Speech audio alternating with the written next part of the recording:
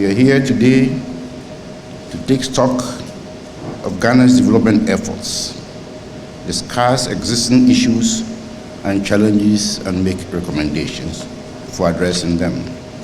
But more specifically, we want to use this meeting to begin engaging stakeholders in building a consensus on a long-term national development framework. To many, it may seem a long overdue attempt at preparing an acceptable long-term vision. To others, the question will be, why now? My candid response is that I agree with all the concerns, but all that I can say is that better late than never. The issue of the need for a long-term national development framework is very germane at this moment when the nation is facing a complex array of external and internal shocks, economic challenges, environmental hazards, and indeed geopolitical conflicts.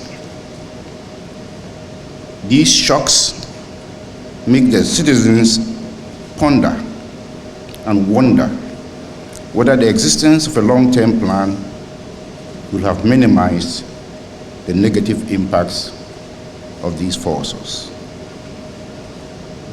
Even in normal times, there were those who believed that the existence of a long-term plan could have helped accelerate our development efforts.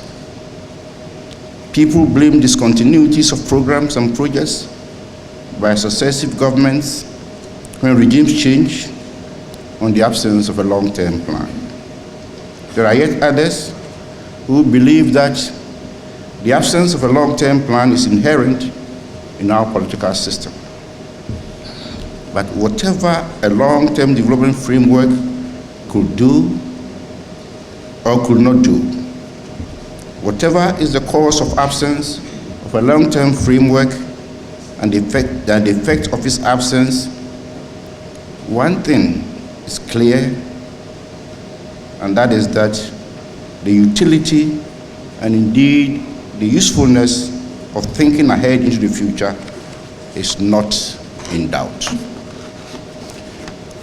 There has to be a way to come out with a long-term framework that can stand the test of time, a framework that can withstand regime changes, a long-term development framework that can help encourage continuity of projects across regimes, a framework that can adapt to technological change and withstand shocks, both exogenous as well as endogenous shocks. This is to a large extent what the framers of the Constitution emphasized in Article 36(4) of the Constitution, and I quote, "For the purposes of the foregoing clauses of this article, within 2 years after assuming office, the President shall present to Parliament a coordinated program of economic and social development policies, including agricultural and industrial programs at all levels and in all regions of the country." Once the Constitution gives this to the President, and again, the manifestos are what the parties that are in power have given to the people to get them elected. Certainly, if you have a document that tells them that this is what you have to do, these are the programs, these are the projects, certainly they will just tell you that if it is even in contravention with the Constitution. So we have to be very pragmatic and find a way to leave that part of it to them, and then we give them a direction as to where the country should go. This is the kind of document that the Commission intends to prepare. It will be a vision document rather than a rigid plan, and will articulate how the people of the nation visualize how the country should be like in 2057, that's 100 years after independence. The goals, to be pursued, the set of objectives for each goal, the strategic direction to pursue, and a set of targets to be realized. The document will be called the Long-Term National Development Perspective Framework, or simply the Ghana Vision 2057. How to get there, which involves the programs, the projects, and the actions, will then left to governments and future generations to prescribe. This, in the view of the Commission, will allow the flexibility needed by future generations and governments to steer the state of affairs towards a universally accepted pursuit or vision of creating a just, fair, and prosperous nation for Ghana as enshrined in the 1992 Constitution. This flexibility is required to avoid discontinuity in the development path of the country, and every political party that comes into power will have the flexibility of preparing its own manifesto, its coordinated program, and provide its own methods and approaches in pursuing the universal goal and prevent the changing of development paths with changing governments. Ladies and gentlemen, changing of governments is inherent in our democratic and political dispensations, and the acceptance of manifestos as the instrument for seeking political power is embedded in these dispensations. So this long-term national development perspective framework document will not take away the parties and the government's right to come out with their manifestos, which will tell the electorate what they intend to do. It will, however, be a guide and used as a reference point for the preparation of their manifestos. This will ensure that the long-term vision, the goals, the objectives, and the strategic direction for the development of the country deriving from the Constitution will not be compromised. While this long-term vision may not cure completely the development lapses of the country, such as continuation of programs and projects by successive governments, the implementation section of the document will re-echo Article 35(7), which is in the Directive Principles of State Policy of the Constitution, that stipulates that, and I quote, "As far as practicable, a government shall continue and execute projects and programs commenced by the previous government." This is actually enshrined in the Constitution itself. And if we sit at NDPC and people accuse us that we are not bringing a document that can help them to continue, even the Constitution itself is saying it, and the governments are not following it. But we will make sure that it will be in this document, and we will challenge the citizens that if the government comes in that they don't continue these projects, take them to the Supreme Court. They are the ones who actually interpret the Constitution, to interpret the aspect of it which says that as far as practicable.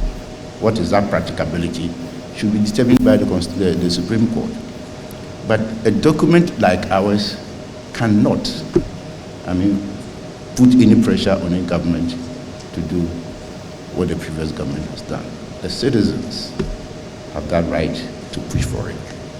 And it's my hope that you will all contribute your quota, devoid of political leanings, and rather in the spirit of building one nation, indivisible, with a common purpose of improving the well-being of the Ghanaian.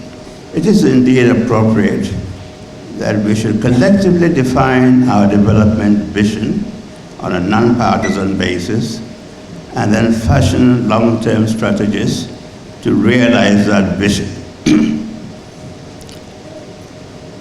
As was indicated to you, my life story traverses public service at the international, national, and local levels. So I will devote my opening remarks to a few excerpts of my own previous observations based on that experience. We are talking about development, ladies and gentlemen, and I think this is a very holistic concept which connotes a lot more than economic development. And I rely on what the Brand Report said many years ago as follows.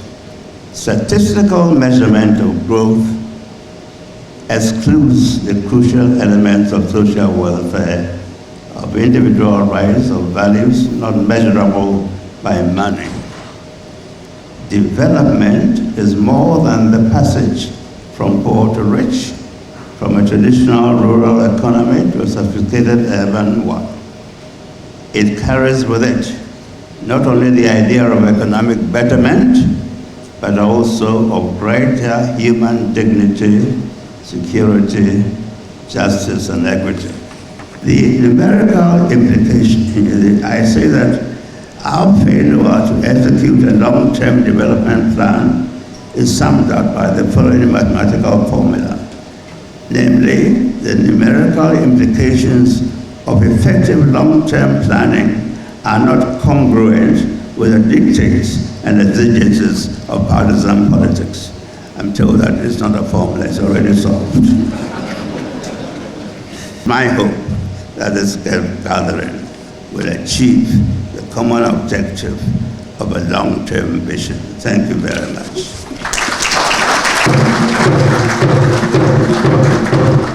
If we are wondering what this meant for us, the chairman of the Planning Commission set the tone when he told us about the various challenges of the Ghanaian economy and society, and therefore the need to think long-term in how to resolve these. It's obvious that today we are faced with several different challenges. The one that is most obvious is the debt one that he mentioned, the debt situation. But the debt thing is it's a recurrent thing. It goes and then it comes. You incur lots of debt. Then you go and negotiate HIPIC, and then it will be forgiven. And then when the HIPIC is done, you forget about it. And then another 10 years, a group like this will assemble and think about what to do about IMF. That's what we've been doing for the past 40 years or so. We go and we come. And I remember when we were doing the structural adjustment, and we used to complain about the lack of a long-term framework. People used to say, oh, well, you see, now we are in crisis. And so we are doing firefighting. We've been fighting since 1983. Firefighting since 1983. So when are we going to stop the firefighting and have a proper long-term framework? I'm very happy to hear our colleagues from the NDPC talk about the need for long-term planning and the need for us to ensure that this time around it doesn't lead nowhere, that it does lead somewhere. That's why I'm very happy to be here. Today, for the average Ghanaian, the biggest problem, forget about the debt and how it manifests itself. The biggest, most visible challenge facing the Ghanaian is unemployment. There are so many young people who leave our schools, our universities, who will not find a job. And this problem has been there for at least 40 years. So if we had started solving it 40 years ago, maybe we would have finished solving it, and we didn't do it. Such problems require long-term, intentional approaches. Unemployment is not going to be solved simply by accident. No. It's not going to be the consequence of, so you are growing, and because of your growth, then unemployment it's not going to happen. It has never happened anywhere in the world, so it's not going to happen. There has to be a very deliberate set of actions to deal with it. So are we, as Ghanaians, willing to make the commitment to it? That's what I do hope we'll be seeing in the long-term framework. That I agree with Professor Jambafo that it shouldn't be a prescriptive document. We shouldn't be sitting here and prescribing for our national leaders 40 years from today how they should run Ghana. It's not going to work. We should only provide them with a framework that tells them our values.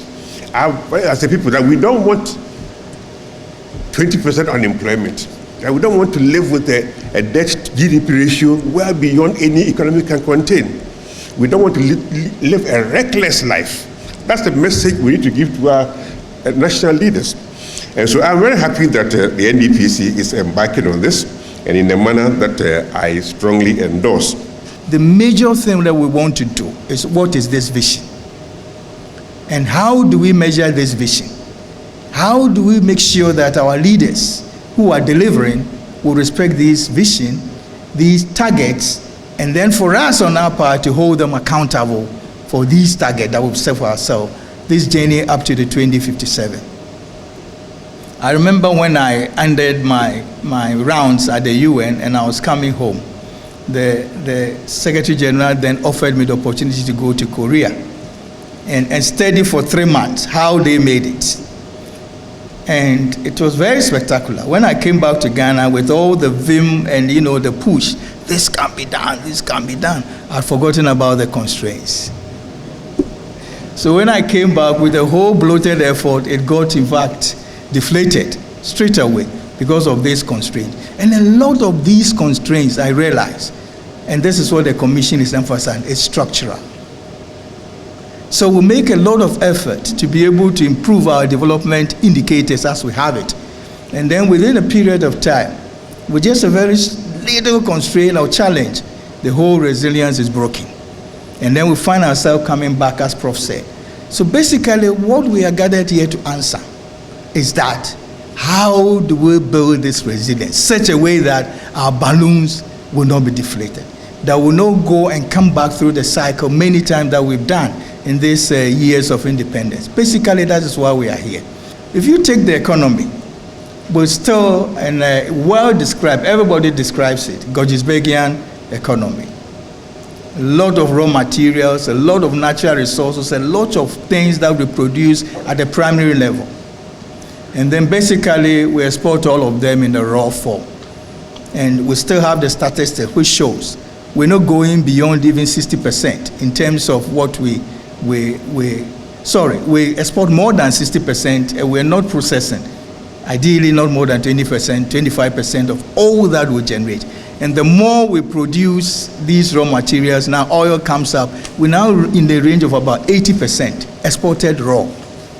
Yesterday, I was sharing with a radio station that when we had the oil, when we did not have the oil, we had a refinery. When we had the oil, the refinery stopped working. And you can give so many examples of that. Many years of cocoa production, and when the cocoa peaked at 1 million tons a year, the cocoa processing factory started giving up. What kind of cycle are we producing? The 40-year plan, the coordinated program, 8 years, medium-term plan, annual action plan, they were all useless. They were all documents, because you can only implement this when they begin to speak to each other. So, August people here, basically, we got satisfied with ourselves and the Commission when we began to see the relationship between the plan and the budget. And I'm sure that was what convinced my chairman that now there is the need to look beyond this. Set an agenda, define our vision, have defined targets, so that if the budget is speaking to the plan, then there's a basis. We have something that we want to accomplish as a nation. And that is why we brought you here. For more news, please visit our website, graphic.com.gh, or follow us on Facebook at Daily Graphic and on YouTube and Twitter at GraphicGH. Subscribe now.